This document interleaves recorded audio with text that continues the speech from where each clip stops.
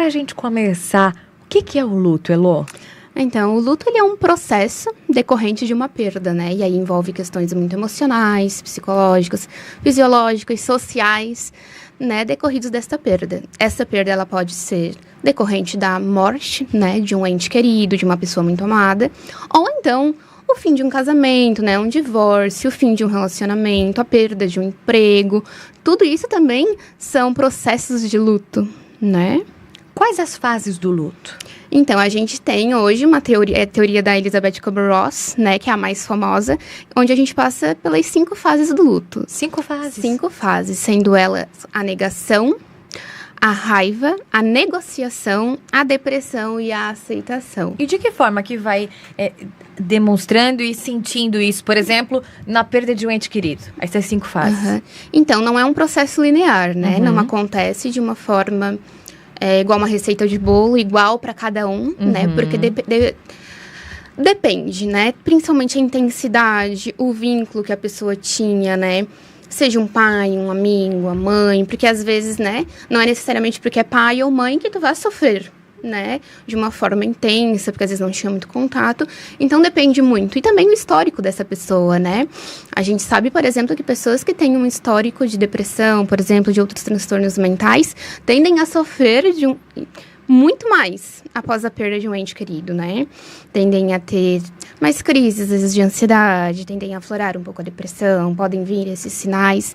Mas passar por essas 5 fases do luto não necessariamente tem uma ordem. Às vezes a pessoa fica depressiva primeiro e nega, e entra nesse processo de negação depois. Às vezes a pessoa parece estar aceitando naqueles primeiros dias, nos primeiros meses, que a pessoa se foi, de repente cai, né? Aquilo que a gente fala de caiu a ficha, que eu perdi tal pessoa, né? Então é uma coisa que não é constante, né? Não é linear, né? Depende de uma situação para outra, de uma pessoa para outra. Agora, tu falava há pouco tempo que tem luto ao encerrar um ciclo, seja de um relacionamento, sim, até mesmo de um trabalho. Como é que é esse luto do encerramento de um ciclo, Elô? Então, tudo na vida a gente tem idealizações. A gente faz planos, né? A gente tem desejos. Então, muitas vezes a gente consegue aquele emprego dos sonhos, né? E a gente tá lá, a gente tá feliz trabalhando, de repente, passa-se um tempo, a gente é demitido. Poxa, mas eu tinha tantos planos, né? Eu tinha tantos projetos dentro daquele emprego. E agora, o que eu faço com tudo isso? Né? E agora, como é que vai ser a minha vida daqui pra frente? Porque eu tava acostumada com determinada coisa até o momento. Uma rotina. Com uma rotina. É igual quando a gente perde uma pessoa. Tu passa ali 5, 10, 20, 30 anos com aquela pessoa. Ou 20, 30 anos naquele emprego. E agora que eu não tenho mais aquele emprego? E agora que eu não tenho mais aquele esposo? Aquela minha mulher? Por pior que às vezes seja o teu relacionamento, existe uma diferença, né? É o que a gente às vezes chama a dificuldade muitas vezes de lidar com os recomeços e com o luto, é que é uma coisa que tu não tá mais acostumado.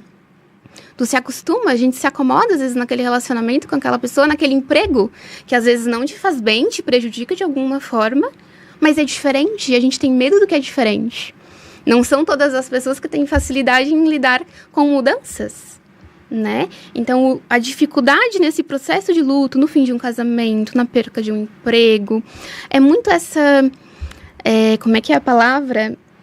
Aquela quebra daquela idealização, né? Aquela ilusão de que às vezes algo era lindo, maravilhoso, feliz. E opa, não é mais assim.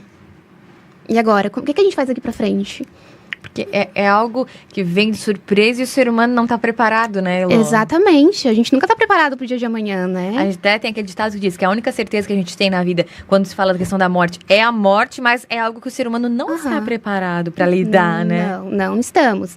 Até assim, às vezes a gente conversa entre nós, colegas, psicólogos, tudo, né?